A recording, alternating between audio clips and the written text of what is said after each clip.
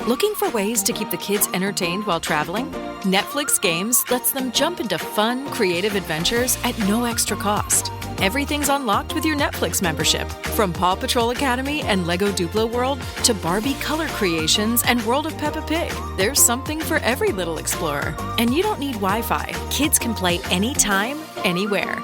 Visit netflixfamily.com/travel tips for all your kids' holiday entertainment.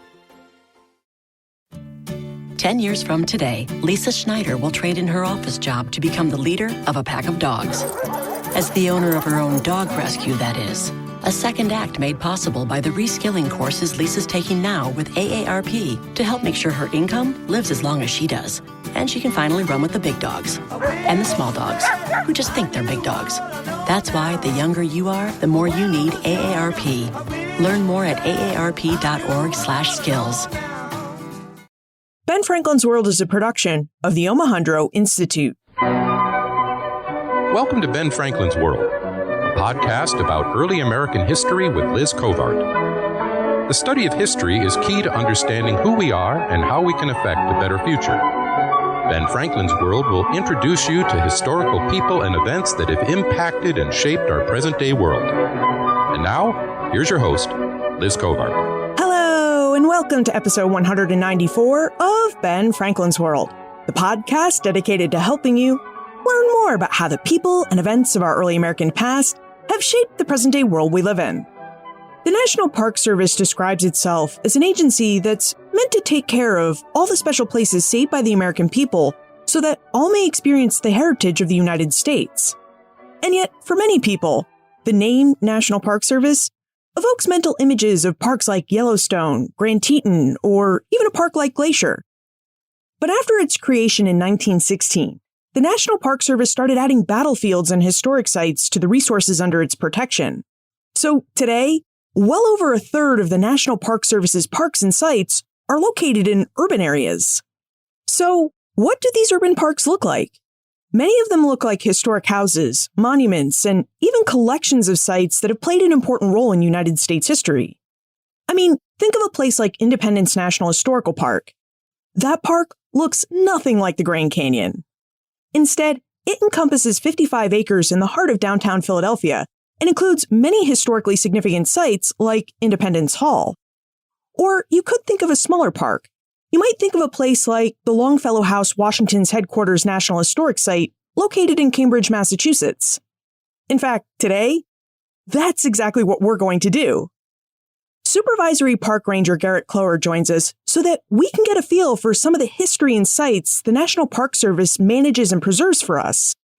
And we're going to get this feel by exploring Garrett's Park, the Longfellow House, Washington's headquarters National Historic Site.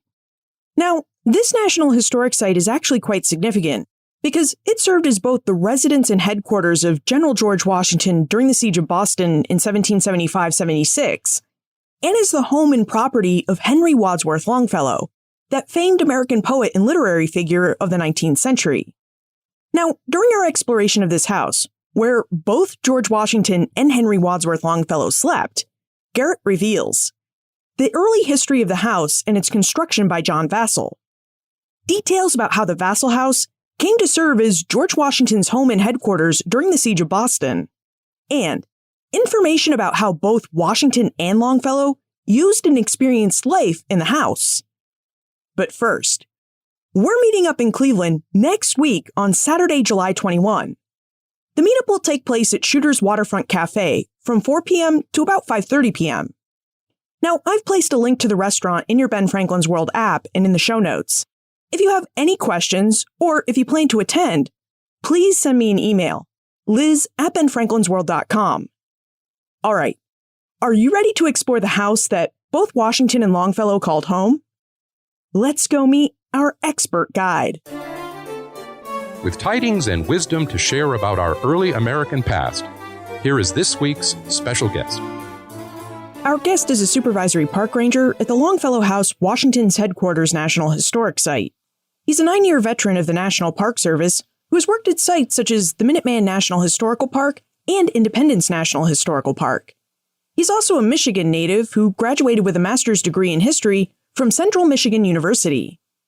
Welcome to Ben Franklin's World, Garrett Clower. Thank you, Liz. It's my pleasure. Garrett, I am so excited you could join us today because as a former National Park Service ranger myself, I know that when most people think of the National Park Service, they think of the big natural parks, Yellowstone, Yosemite, the Grand Canyon. What never ever seems to be top of mind, of course, are the large national historical parks or the National Historic Sites. So I wonder if we could start our conversation with you telling us a bit about the National Park Service and its work as a steward of United States history. It's interesting you say that because speaking as someone who has always worked in historic sites, it's a little bit frustrating because there's a lot more of us than there are the big natural parks. The National Park Service very quickly, after its creation in 1916, started adding things like battlefields and other types of historic and cultural sites. We're also, I think people don't tend to think of us as having a big presence in urban areas, but well over a third of our sites are in the larger metro areas in the country. And that's really become an emphasis for the agency. Starting a few years ago, we started looking at ways to build deeper relationships with those communities that we're in. The National Park Service does have a long history of historic sites. It also administers the National Historic Register.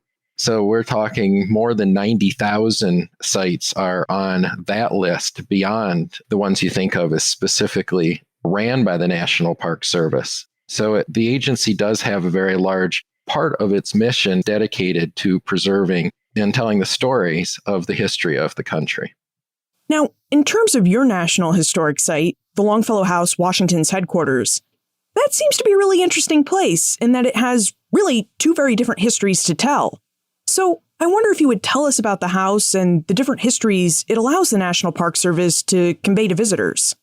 Sure. The two big stories, of course, are right there in the name of the site. So it was the home and headquarters of George Washington from the middle of July, 1775, until the beginning of April, 1776. So that little less than 9 months is actually going to be the second longest amount of time that Washington will spend in any one headquarters during the entire 8 years of the Revolution. Then many years later, starting in 1837, first as a boarder, it becomes the home of a young Harvard professor named Henry Wadsworth Longfellow that soon would become the most famous writer in the United States and would end up spending 45 years in the house.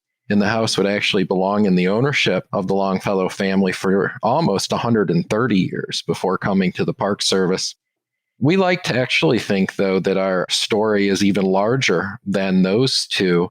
I don't think it's too much of an exaggeration that if you give us enough time, we can connect almost anything that happens in around 200 years of American history to somebody who was in the house. So it ends up having a very, very large story, especially, it's a big house, but it is just a house. And it ends up having this very large story and really reflecting the history of the United States in general. Oh, I think we need to test this theory, Garrett. James Madison. How does Madison connect with the house? James Madison. Okay, let me think. So I would say if I think of Madison, I think of the United States Constitution. And when I think of the United States Constitution, I think of the president of the convention being George Washington, of course. So I think there's that tie directly. But I think even more than that is Washington's political beliefs are profoundly changed and shaped by his experiences as commander-in-chief of the Continental Army. And you see the failings of the Confederation government during the war to supply his army. And so those experiences are really going to shape him into being the key nationalist leader. And of course, he works very closely and with Madison to achieve that nationalist vision. All right, how about one more? Because I'd really be remiss if I didn't ask you this one. Benjamin Franklin. Benjamin Franklin has a direct link to the site because he actually came to it and met with Washington in October of 1775 for a week-long meeting where they went over a bunch of the issues that were facing the Army. And directly links what's going on in headquarters with the Continental Congress down in Philadelphia. You were so quick with your answers, Garrett. I feel like we made this test way too easy. But there really does seem to be a lot of connections with this house. For sure. When I came from Philadelphia, I wondered what I would talk about after working in the birthplace of the United States, as we like to call it. And then I was coming to this one house. I've learned something every day, I think, in the 6 years that I've been there. It's amazing. Now, speaking of this house, before it was known as the Longfellow House, and before it served as George Washington's headquarters, it once belonged to a man named John Vassall. Would you tell us about Vassall and about the early history of the house? Sure. John Vassall was just 21 years old when he builds the house. He had recently graduated from Harvard College just down the street, and he actually had come from a very old New England family.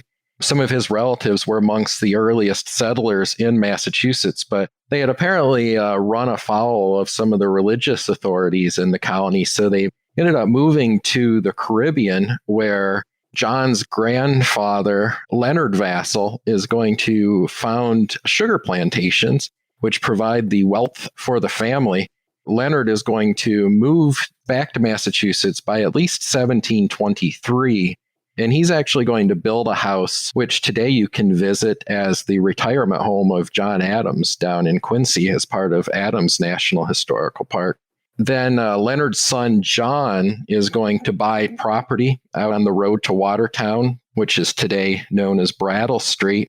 And he's going to unfortunately die when his son, also named John, is just a little boy. He is going to be raised in the household of his maternal grandfather, Spencer Phipps, who was the lieutenant governor of the colony. But once he turns 21 years old, one of the first things he will do is tear down his dad's old house and build himself a new one in 1759. He eventually owns about 90 acres around the house. He also is going to own a couple of other houses in the Boston area. In 1761, he marries Elizabeth Oliver. Her brother is going to play an important role later in the story. His name was Thomas Oliver, and in 1774, he becomes the last royally appointed lieutenant governor of the colony. And Thomas Oliver is going to marry John Vassall's sister, also named Elizabeth. So he's very tied into the elite colonial leadership. And as you can tell, if you come out and visit the house, you don't find too many houses in the New England area that look quite like ours from the colonial period. And so you can easily tell he's amongst the absolute elite of colonial Massachusetts. I'm really curious by what you mean by we won't find many houses like John Vassall's house in colonial New England. Is there something really special about this house's architecture that made it really different from other New England houses? So the easiest thing to notice is its size. I think most of us, if you've been to colonial houses in New England, you tend to have that salt box style in your mind, which was very adapted to the New England environment. Ours is very different. It is Georgian architecture, which became popular in the 1730s, 40s in England itself, and then spreads throughout its colonial possessions. But it is symmetrical, everything inside and outside of the house. The rooms are very large. The ceilings are very high. In fact, you couldn't have heated the place in the winter just using the fireplaces. So that's when those other houses that John happened to own in the area would come in handy. But he is very explicitly stating how he views himself as a prosperous British gentleman when he chooses the design of his house. Now, John Vassall would have to abandon his house by 1775, and I have to imagine his abandonment had something to do with his Oliver family connections, as the Olivers were loyalists during the American Revolution. Is this indeed why Vassall had to abandon his house, because of loyalism? It was. He actually had to make his decision pretty early. In September of 1774, there's an event which directly affects our neighborhood. It was a very distinctive neighborhood. Today, Brattle Street is about 1.5 miles long, and in 1774-75, there were only 7 houses along that stretch of road. So these were all big, large farms, and the families had all intermarried with each other, in addition to the Olivers, which had built a house about 1 mile down the street. The attorney general for the colony is living on the road. There are 2 other families that had married relatives of John Vassall, and all of these families remain loyal to the empire. I think, there's the economic ties directly to the larger empire. They are all also Anglican, making them even more unusual for colonial Massachusetts. And in September 74, there's an event called the Powder Alarm, which sees about 4,000 men coming into the neighborhood. So basically, the insurgency pays a visit to that little community in Cambridge, and all of the families end up evacuating their homes. After John Vassall vacates his house, it does become George Washington's headquarters. And I'd really like for us to explore this aspect of the house's history. But before we get to that point in the story, it seems to me like we should really try to understand the 2 events that brought Washington to Boston. And those 2 events were the British occupation of Boston and the Siege of Boston. Garrett, could we please start with the British occupation of Boston? What was that occupation about? Yeah, so the British soldiers first come to Boston in 1768, and they're responding to outbreaks of colonial resistance due to the Townshend duties.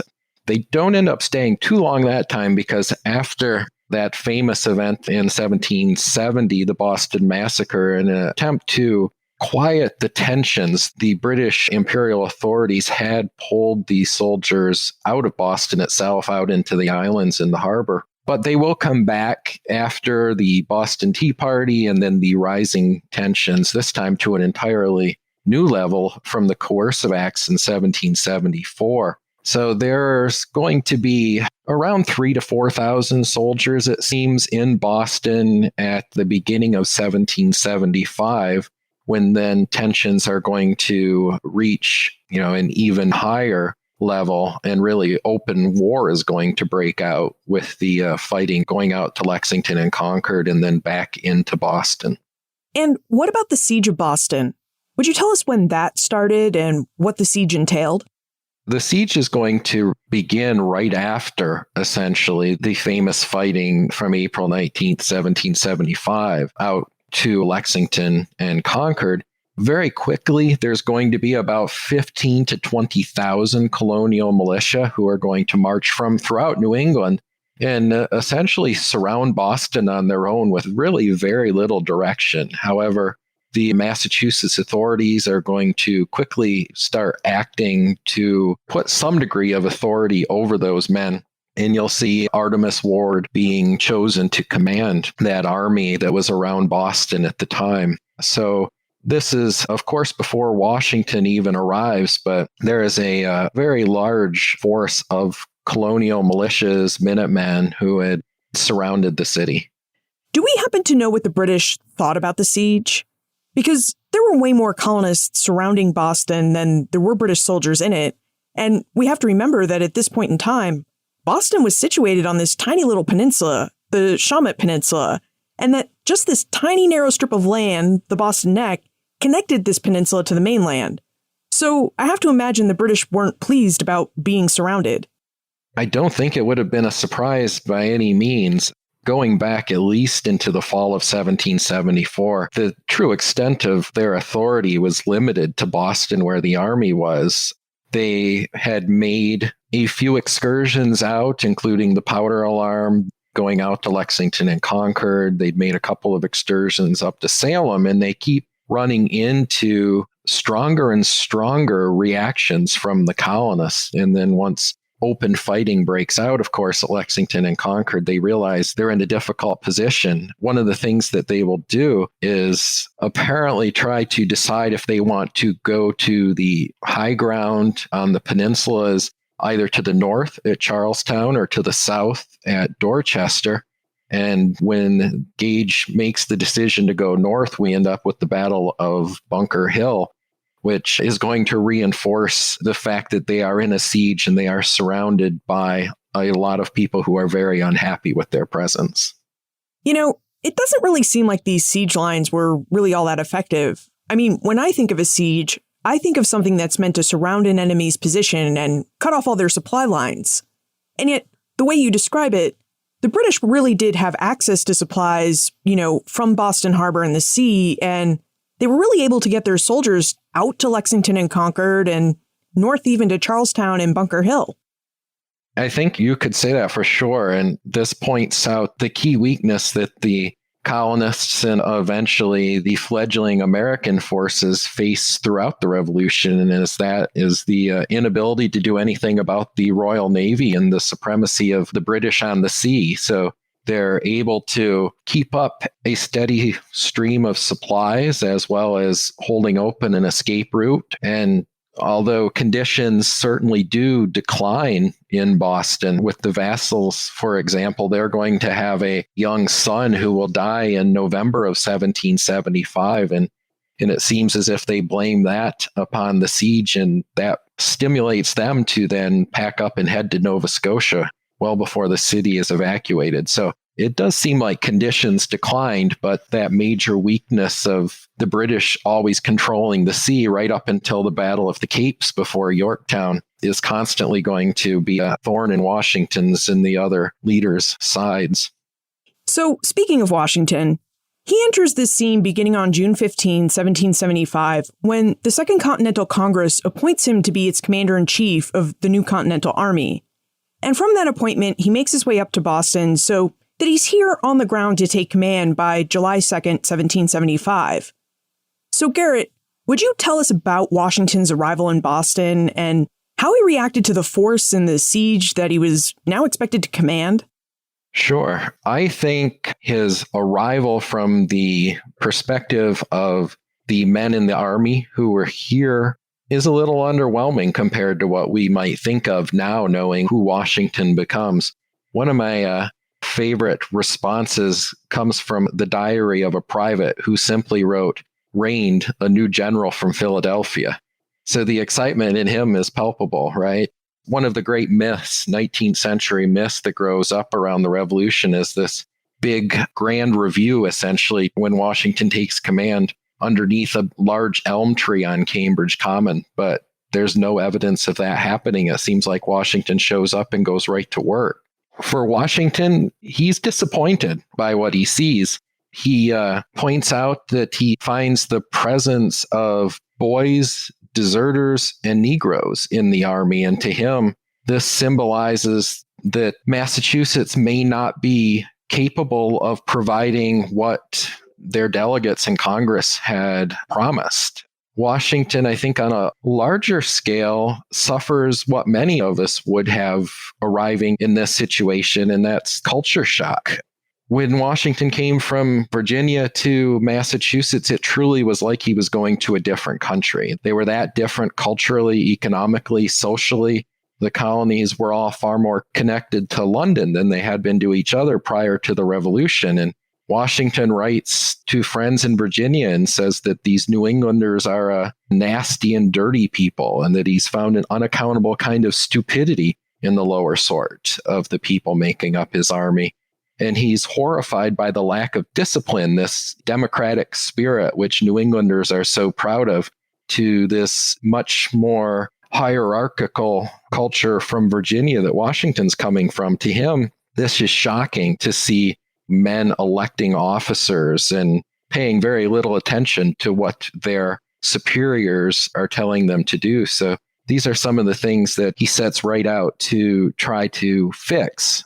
Really, he's trying to create a mirror image of the soldiers he's facing in Boston with that British army, which he's never quite able to do. Eventually comes to realize that that's not exactly going to happen, but he doesn't seem to ever give up the hope of making it happen. Do we know why Washington chose to headquarter in Cambridge? I mean, there were other locations he could have chosen, like Roxbury or Dorchester Heights or Charlestown, and yet he chose Cambridge. So when did he choose Cambridge? Why did he choose Cambridge? And why did he choose to headquarter in the Vassal House? I think the most obvious reason is that Cambridge is kind of in the middle, right? You have, by the time Washington arrives, the British had won the Battle of Bunker Hill with paying a great sacrifice, but they have taken control of the Charlestown Peninsula. So Washington has soldiers extending all the way north to there and then all the way south down to Roxbury. So being in Cambridge allows him to be in the middle of those two major wings of the army. Plus, there are a lot of soldiers encamped in Cambridge itself. So I think as far as Cambridge, it had already sort of started becoming headquarters area. That's where Artemus Ward is when Washington shows up to take command from him. So it seems like it just was a natural location. Why he makes the Vassal House his headquarters is an excellent question. We don't know for sure. It is not where he goes first. He starts out for a little bit less than 2 weeks in the Wadsworth House, which was the president of Harvard's house, and he's sharing that with General Charles Lee. But that wasn't a workable situation. So he seems to have worked with the civil authorities in Massachusetts to move out to the Vassal House. I think the major reasons probably were its size, it's larger, and so there's an important social element to being an 18th century military leader. Its location, he's close enough to keep an eye on those other soldiers that are over towards the campus and the common more, but he's also trying to build distance between them. In his mind, the officers, the leaders of the army, are supposed to be the social superiors of the men who are in the army. And so building physical distance helps with that. And I think the other thing is that if you've been to Mount Vernon, it's a large mansion sitting on a hill overlooking the river. And at the Vassal House, it is a large mansion sitting on a hill overlooking the Charles River at the time. So it could have just very likely felt like home to him. Earlier, you mentioned that Washington would stay in the Vassal House for about 9 months, which was the second longest period he'd live anywhere during the Revolutionary War. So what was his life like in the Vassal House? Specifically, Pamela is really curious about whether anyone else stayed in the house with Washington. Yes, the house would have been filled with people coming and going at all times. There were staff officers sleeping there. General Horatio Gates and his wife stayed in the house before he was sent off on other duties. So it was a home as well as a headquarters, but not just for Washington. And then about halfway through the siege, Martha Washington is going to show up and be there for a little bit over half of the time. So that's another precedent that's going to be set that they'll follow throughout the rest of the war. I think most of the time, Washington was very busy working with his staff officers. There was no real administrative support. So in the headquarters of the army is carrying out the functions like we would think of today as a defense department, the Pentagon. Those things are happening in headquarters. So it was a very busy place. And I think Washington, nonetheless, it probably felt similar to living at Mount Vernon. He has a household staff, including at least 2 people that we would believe were enslaved and hired out from a local owner. And he also has William Lee, his enslaved manservant, with him. And Martha Washington, it's reported that she brought servants from Mount Vernon who would have been enslaved as well. So in that regard, it probably felt very much like home. Also, we know that Washington's life in Mount Vernon was very busy with guests coming and going all the time. So the Longfellow House Washington headquarters is really a house that can claim that not only did George Washington sleep there, but Martha Washington slept there as well. Yes, for sure. I wonder whether Washington hosted any parties at the Vassal House. Because during the Revolutionary War, many British generals did throw parties in the places where they headquartered, especially during the winter. In fact, there was this really big party for General Sir William Howe in Philadelphia in May 1778 called the Meschianza. So I wonder, since you mentioned that there's this social aspect to being a military leader in the 18th century, whether this social aspect extended to hosting parties.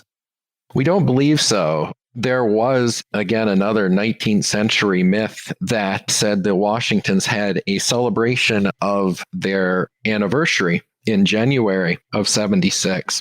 But there's no evidence of that. And it seems like the entertainments they did would have been a few people coming over for dinner. The Washingtons seem to have been very careful to draw distinctions between themselves as leaders of a Republican army, small r, in those demands of classical republicanism that they believed in so much that it would have been improper for them to host parties like the British were. In fact, there's a very interesting event with Martha Washington as she's making her way from Virginia to Massachusetts, stopping in Philadelphia and living through a minor, could have been a very major diplomatic issue between the delegates from different colonies. And the New Englanders had a stricter view of what was proper during wartime than some of the delegates from the middle and southern colonies, and they wished to have a party for Martha, and she kind of got in the middle between those two factions, but she very adeptly diffused it, showing, I think, some of her natural qualities as a politician that helps her and George later on. Speaking of regional distinctions, we know from our earlier conversation with Erica Dunbar in episode 136 that when Washington served as president, he and Martha traveled with some of their enslaved people. Did the Washingtons travel with some of their enslaved people during the war?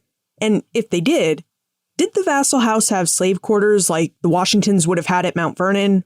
Or did their enslaved people stay in the house with them?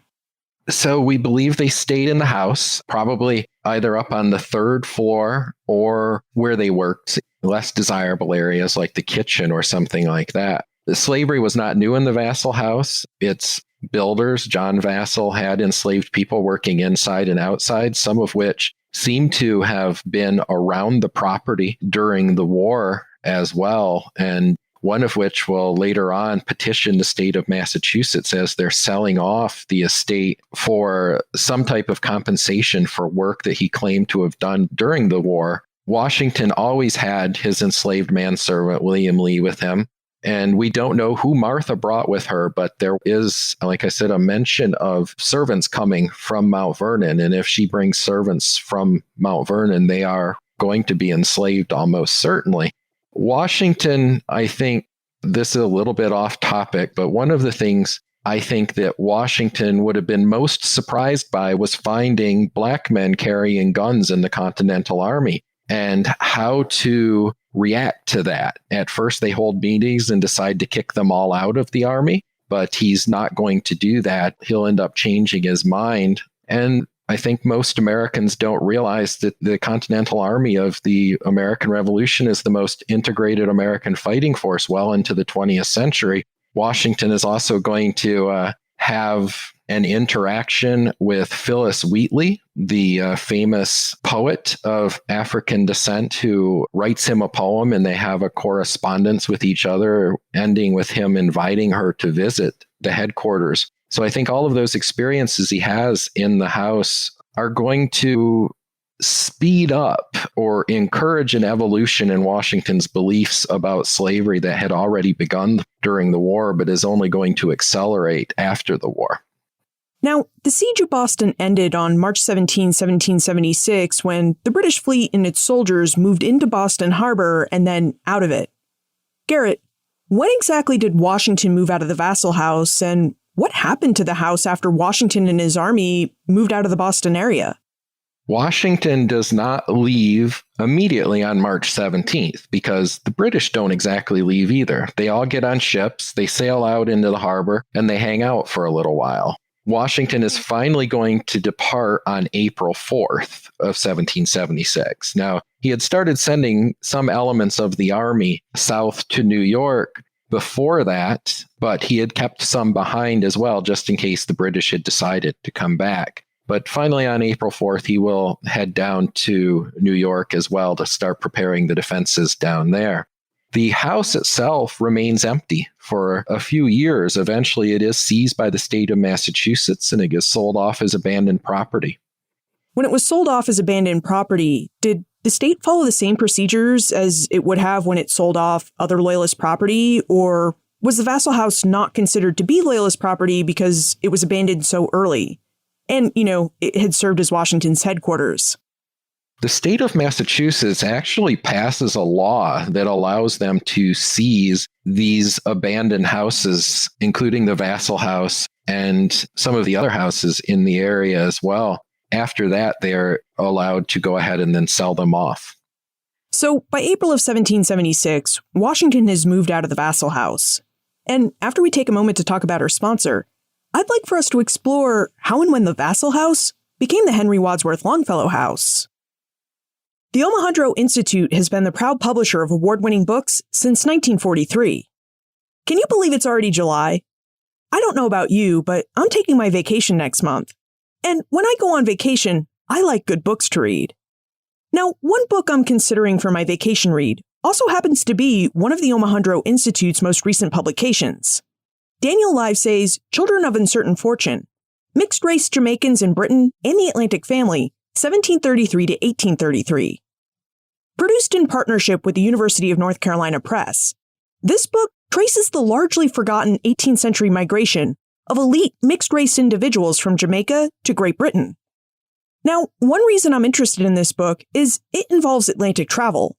Livesay used wills, legal petitions, family correspondences, and inheritance lawsuits to follow hundreds of children born to white planters and Caribbean women of color who crossed the Atlantic for educational opportunities, professional apprenticeships, marriage prospects, or even refuge from colonial prejudices.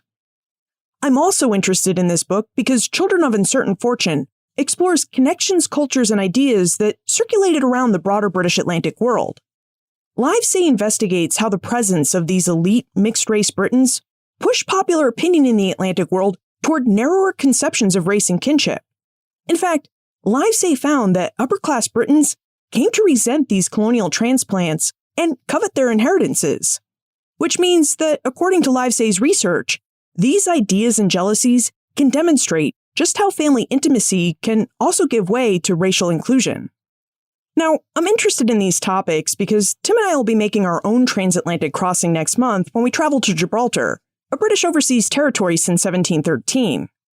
Now, Gibraltar is a place with a lot of history, and a place that has a very different culture than the one I'm used to. From what I've read, I will get to experience a mix of British, Spanish, and North African cultures while I'm there. So I'm curious about how Britons today look upon this mix of cultures and race, and whether it bears any similarity to how they viewed it back in the 18th century. So yes, different places and different contexts, but I will be thinking about all these issues anyway, so why not consider Daniel Livesay's Children of Uncertain Fortune as the book I'll read on my vacation? But what about you? What are you reading this summer? Let me know by leaving a comment in the Ben Franklin's World listener community on Facebook. If you aren't already a member, it's free to join. Just text BF World to 33444 and click the link that I'll send you. Garrett, when exactly did Henry Wadsworth Longfellow, that famous 19th century poet, acquire the Vassal House and turn it into the Longfellow House? In 1791, the house was purchased by a guy named Andrew Craigie. And Craigie had been the apothecary general of the Continental Army during the war and knew of the house. And so he kind of bought it because of those historic connections and then spent a lot of money expanding it. He lived very lavishly. He had some land deals go poorly for him. So he ends up actually dying bankrupt in 1819. And that leaves the house to his much younger widow, Elizabeth. And she is living in this very large house. And to help pay some of the bills, she starts renting out one or two of the extra rooms in the house. And being right down the street from Harvard, she has a really good location. Most of her renters are either going to be professors or students. There's many other famous boarders, such as the senator and famous orator Edward Everett. Jared Sparks is going to be in the house when he's working on his first sort of professional edition of Washington's Letters. But in 1837, Henry Wadsworth Longfellow is going to come on down Brattle Street about a year after he had started working at Harvard and talks to Mrs. Craigie and starts renting 2 rooms up on the 2nd floor. 6 years later, he is going to marry Frances Appleton from Boston. And Frances, or Fanny as she was known to her family and friends, her father happens to be one of the richest men in the country due to investments in textile mills out in what becomes Lowell, Massachusetts. And so he's actually going to buy the house for the Longfellows and give it to them essentially as a wedding present / dowry. Wow, this house really does have a lot of connections with different people throughout history. It does. Abraham Lincoln. Does Lincoln have a connection to the Longfellow House? Abraham Lincoln. Well, we have a picture of him. As far as direct connections, I would say they're a little more tenuous, but Lincoln was a fan of Longfellow's works, especially one called The Building of the Ship, which was a very powerful allegory about union. And Longfellow does write about Lincoln's election and was a big supporter. Longfellow is an abolitionist. He doesn't seem to share a lot of his fellow abolitionists' doubts about Lincoln. So they're a little bit indirect, but they are there. So speaking of Longfellow, what was his life like in this new house that had once served as Washington's headquarters? Longfellow has a great line where he says, "He who undertakes a great house undertakes a great care." And so I think he very quickly realized he had a lot of investment to do to take care of his house, but he certainly loved the house. When the Longfellows take over the house in 1843, Henry is only just becoming well known as a poet. But he very quickly is going to become far and away the most famous writer in the United States. And then I would say by the middle of the 1850s, he is a celebrity in the modern sense of the word. And the Longfellows are living a very comfortable lifestyle. They're hiring servants to work in the house. They're traveling extensively throughout Europe. He is having visitors come from all over the world, like Charles Dickens. Oscar Wilde comes later. The Emperor of Brazil stops by for a visit. So it's a pretty nice life. And it actually takes 7 years for Frances Appleton to agree to marry Henry after their first meeting. But they end up having an amazing relationship. He called her a woman of genius. He views her as an intellectual equal, and their interests just merged perfectly. And they end up having 6 children, one who dies as an infant, but 5 of the 6 make it to adulthood.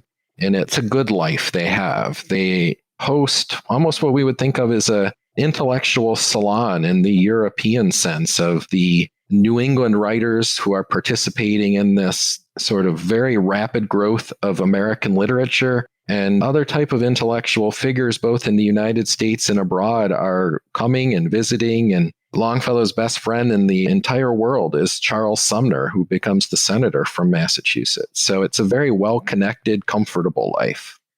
Were Longfellow and his wife Fanny also connected to people like Lucy Stone and Sarah Josepha Hale, who were both advocates for women's rights during this period? You talked about how they had open views about abolitionism and were hosting salons, and Fanny was Longfellow's intellectual equal. And I wonder if their open views about all these issues extended to women's rights. It seems to have not. He was very interested in education for women, including his daughter Alice, who attends and goes on to be one of the founders at what becomes Radcliffe College.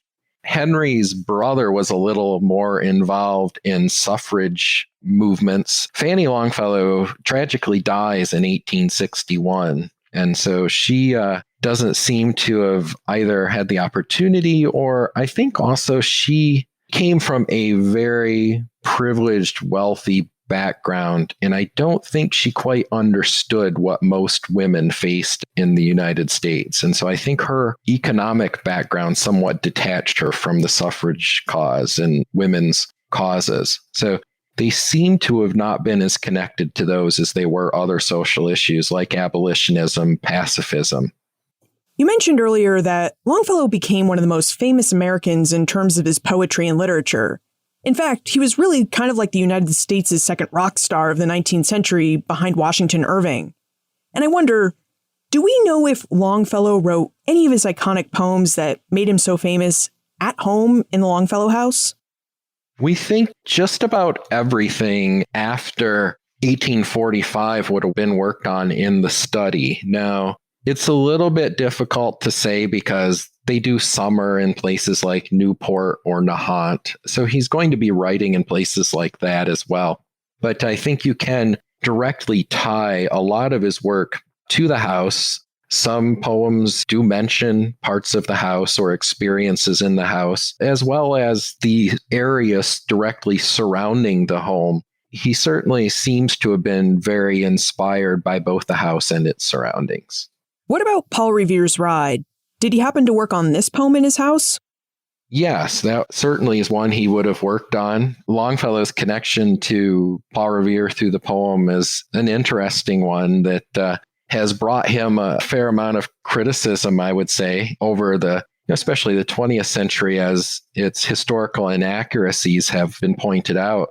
I think the interesting thing about that poem is that Longfellow was not writing a poem about the American Revolution. He was writing a Civil War poem in 1860 as the secession of Southern states is beginning. He's using the American Revolution as sort of a rallying cry for union, much like Abraham Lincoln does in his first inaugural. So I feel like I have to defend Longfellow a little bit because he knew that historically he was not painting an accurate portrait of Paul Revere, but it wasn't his intention. Now, Longfellow died in 1882. So what happened to the house after his death, and how did his house become a National Historic Site? So his family was very interested in both preserving the legacy of their father and of the house. After Henry's death in 1882, his oldest daughter, Alice, essentially takes over the home. She never marries, never moves out, and lives there until her death in 1928.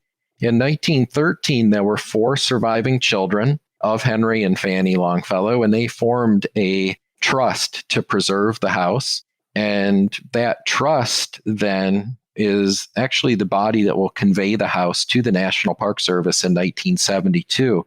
The last Longfellow family member, a guy named Harry Dana, lived in the house up until 1950. And it was only after his death that the trust started looking for an agency to permanently take care of the house. So it takes about 20 some years after that before it finally ends up with the Park Service. But that's a very interesting period as well, because that not only is some of the earliest examples of planned historic preservation in the United States, but Harry and his aunt Alice extend the history of the house into the 20th century through Alice's connections to Radcliffe College. She's sort of a typical progressive era upper middle class woman involved in things like education and relief of the poor. And then Harry Dana, he is a socialist for sure, and also faces some degree of persecution for his sexual orientation,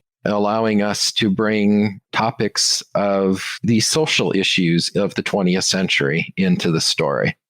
There are a lot of different stories in this house. So if we come to Cambridge for a visit to the Longfellow House, Washington Headquarters National Historic Site, what can we see and tour on our visit? The main highlight of a visit to the house is the house tour, in my opinion. Our whole season, which typically runs every year from about the middle of May through the end of October, we offer full tours of the house that are about 55 minutes long and go to the first and second floor. During the summer, we add in shorter versions of the tour if you don't have as much time, that are only about 20 minutes of the first floor only. We also do tours that get out into the historic neighborhoods surrounding the house, and we do tours of the landscape. And there's also a lot of special events, both during the summer, we offer concerts, poetry readings, and even during the winter when we're closed, we offer lectures and so forth in our carriage house. So there's always something going on here at the site. Yeah, speaking of the landscape, Leslie wonders about the Longfellow Garden and whether we can tour that during our visit. She also wonders whether there are any plants in the garden that date back to Longfellow's time or perhaps even to George Washington's time in the house. So the garden is open along with the rest of the grounds from dawn to dusk every day of the year. So it doesn't matter if the house is open or not.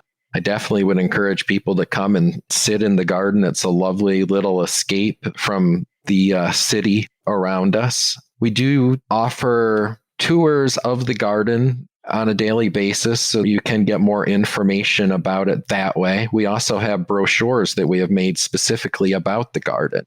We have a few plants on the site as a whole from Longfellow's time. Probably the most impressive as you come up is the massive linden tree that is to the east of the house. You can't miss it. We know that that was there because Longfellow talked about it.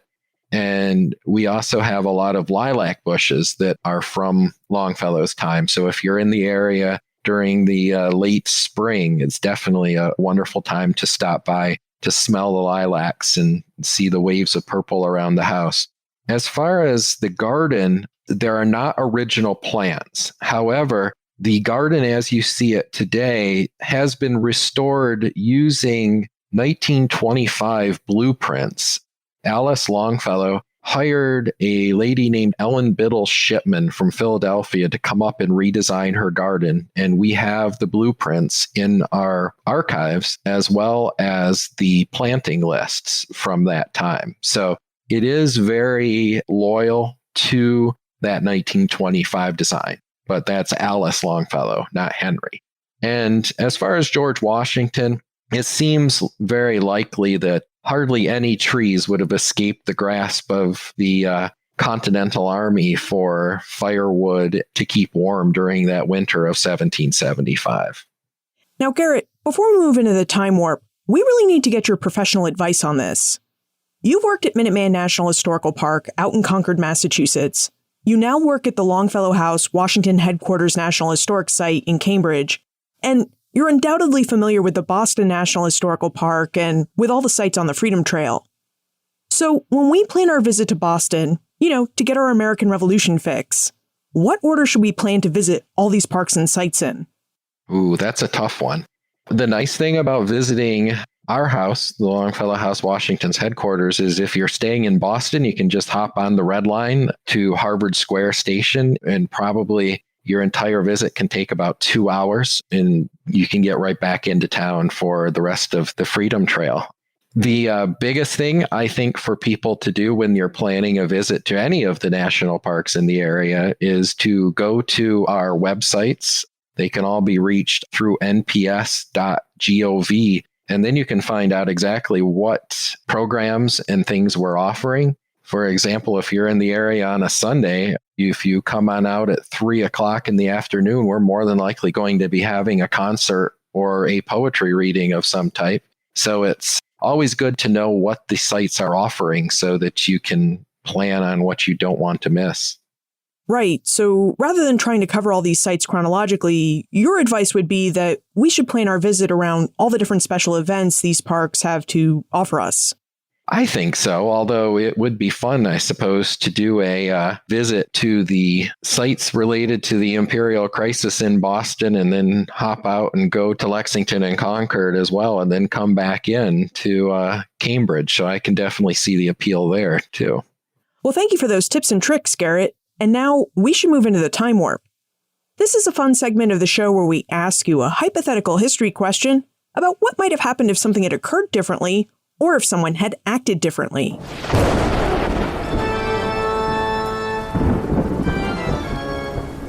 The Time Warp. Historians can't predict the future, but they can speculate about what might have been. In your opinion, what might have happened if George Washington had chosen to make his headquarters in another house? What would have happened to the Vassal House if George Washington hadn't made it his temporary residence? In the grand scheme of things, as far as Washington's concerned, I don't know if it makes any difference which house along Brattle Street he would have moved into, but I think it certainly would have made a very big difference in the future of the Vassal House. Most of the other homes end up being private homes still today. So I think the Vassal House very likely could have gone down that road. There's certainly no lack of demand for housing in the Boston area. And so it very likely could have been just another private mansion along Brattle Street. I think it's kind of unlikely that it would have become the home of Henry Longfellow, for example, because the Longfellows wanted the house because of its connections to George Washington. Fanny Longfellow writes her brother and says that they wanted the house that Washington had made every room sacred. When the Longfellow descendants created their trust to preserve the house, they cited 3 reasons: its architecture, a memorial to their father, and a monument to the time George Washington was there. So I certainly don't think we would be talking about the house as part of the National Park Service today without that element of the story. Now, Garrett, you've given us a preview of a lot of different events that the Longfellow House, Washington's headquarters National Historic Site offers. Are there any really special events, programs, or tours coming up that we should be aware of? There's a lot of things that we do, as I mentioned earlier. Thinking of one specific event coming up in just a couple of weeks on August 25th, we're going to have a full day of events. We will have a band performing, which contains a great grandson of Henry Longfellow. And we will be showing the Disney classic about the American Revolution, Johnny Tremaine, on a large screen out on our lawn to the east of the house. So that should be a big day that will appeal to all of the Revolutionary War buffs in the audience, but also the music fans that might be listening. Will there also be a reading of Paul Revere's Ride? I mean, it seems like it would fit right in with a viewing of Johnny Tremaine. I hadn't thought about that, but we may have to add one now. And you mentioned nps.gov, but is there another place we can look for more information about your historic site and how we can get in contact with you if we have questions? Sure. I would say there's a couple of things. If you want to go directly to our webpage, you can go to nps.gov/LONG, and that'll take you directly to our webpage. We also have a Facebook page and an Instagram account that you can look us up very easily. The Facebook page has all of our upcoming events, as well as we like to share stories periodically about the house, some of which you're not normally going to hear if you come to a house tour just because of time. And you can also, if anybody would like to directly reach out to me, I can be reached at my government email address, which is Garrett, GARRETT _Cloer, CLOER @nps.gov. Garrett Cloer, thank you so much for taking us through the history of the Longfellow House, Washington's headquarters National Historic Site, and for giving us such great tips and tricks about how we can make the most out of our next visit. My pleasure, Liz. Thank you for having me on. George Washington arrived in Boston to take command of the newly formed Continental Army and of the Boston siege lines on July 2nd, 1775. Now, although we might think of this as a really important event in the history of the Revolutionary War, as Garrett revealed, the soldiers around Boston weren't necessarily that impressed. Of course, the feeling was entirely mutual. Washington wasn't at all impressed with the soldiers under his new command, nor was he impressed with New England. In fact, Washington suffered from a bit of culture shock when he came to New England. For example, Washington found it difficult to understand a society that exercised more democratic and leveling ideas than he and his fellow Virginians did. Like, it didn't ever make sense to Washington why soldiers would elect their officers. In his view, the Army really should be a place where social betters commanded a well-regulated and well-disciplined fighting force. Of course, Washington found neither when he arrived in Boston.